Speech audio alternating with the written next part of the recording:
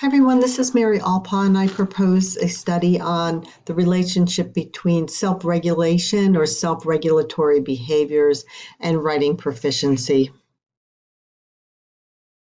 Writing is a very complex task and requires students to plan and execute ideas while maintaining attention to task, manipulating language and usage, and following through to task completion.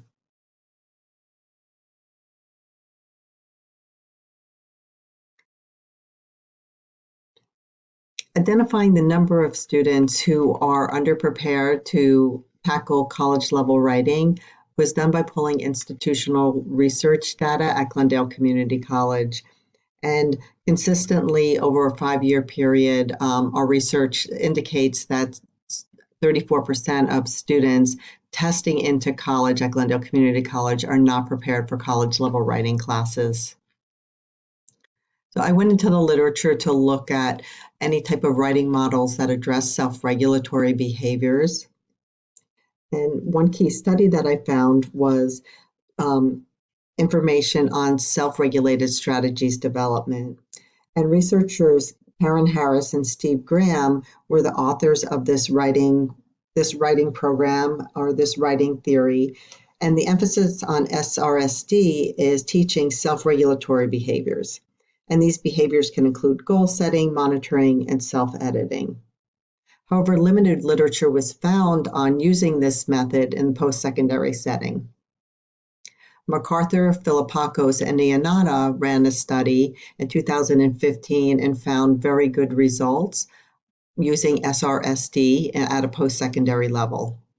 They did indicate in the research, however, that further research is needed in the application of this theory when delivering accelerated learning models such as the Baltimore Community College model or a version of that, and stretch formats.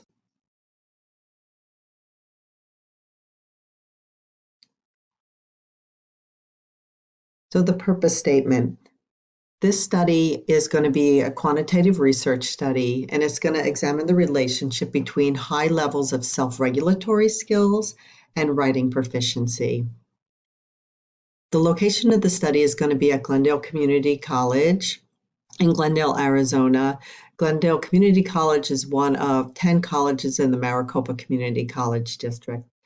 Specifically, we'll be pulling students from that have been enrolled in accelerated writing courses, specifically a new course redesign, which the district is calling English 101 plus English 101 LL, which is a lab. So it's accelerated. They're taking a student that is developmental and place them into a college level course with a lab that wraps support around that student in need of difficulties.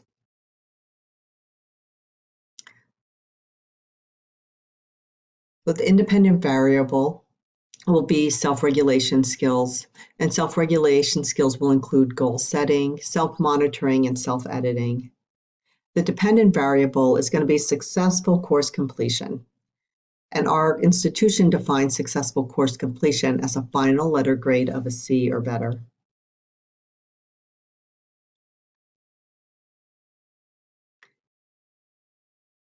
Within the literature, although it's very limited for self-regulated strategies development and writing proficiency at the post-secondary level, MacArthur, Philippakos, and Iannata had one of the largest studies that's locatable in our college database.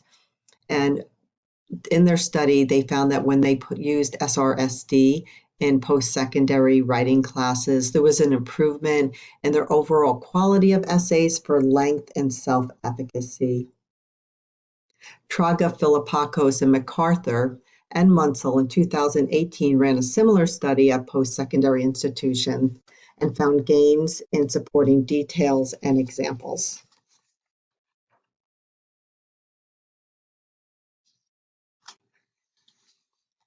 So this framework is built on information that we're going to be able to access from institutional research. And looking at the current needs assessment that was done for the Higher Learning Commission, there is indeed an institutional need for improved developmental practices in writing. This whole study also will be framed around self-regulated strategies development theory by Graham and Harris. And self-regulated strategies development, or SRSD, is really just a metacognitive writing framework that's used to help struggling writers construct academic essays. And those metacognitive strategies specifically are self-regulatory strategies.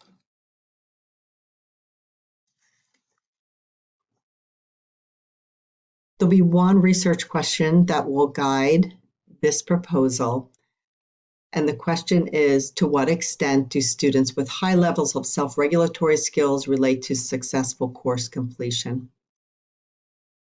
A null hypothesis may say high levels of self-regulation do not correlate with successful course completion.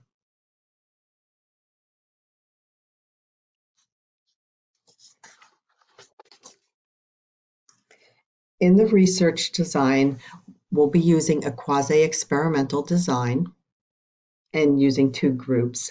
So there'll be an experimental group, and those will be students receiving SRSD as a writing intervention.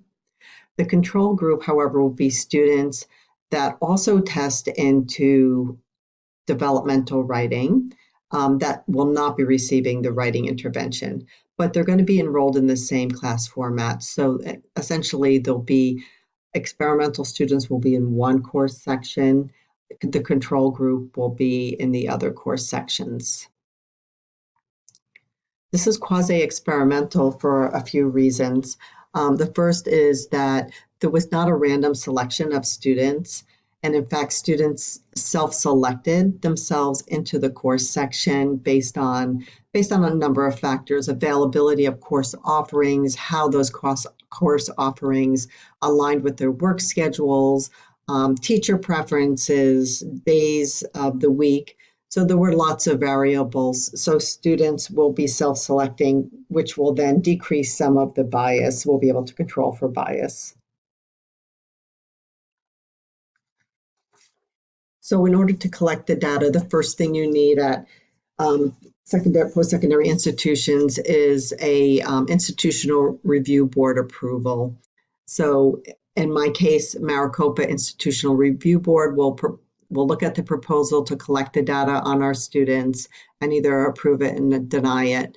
Assuming that it's approved, this is what we'll be gathering. We'll be looking at institutional data on successful completers of students in the accelerated English 101, English LL model. The study will be happening during fall 2020. We are using institutional research methods because it's probably one of the easiest ways to gather large-scale information and records that have been vetted for reliability and validity. So all of this information will come from the Institutional Research Department at Glendale Community College and will apply specifically to students in the SSI cohort or the Student Success cohort, and they will be students that are enrolled in the accelerated program, the English 101 and the English 101 LL.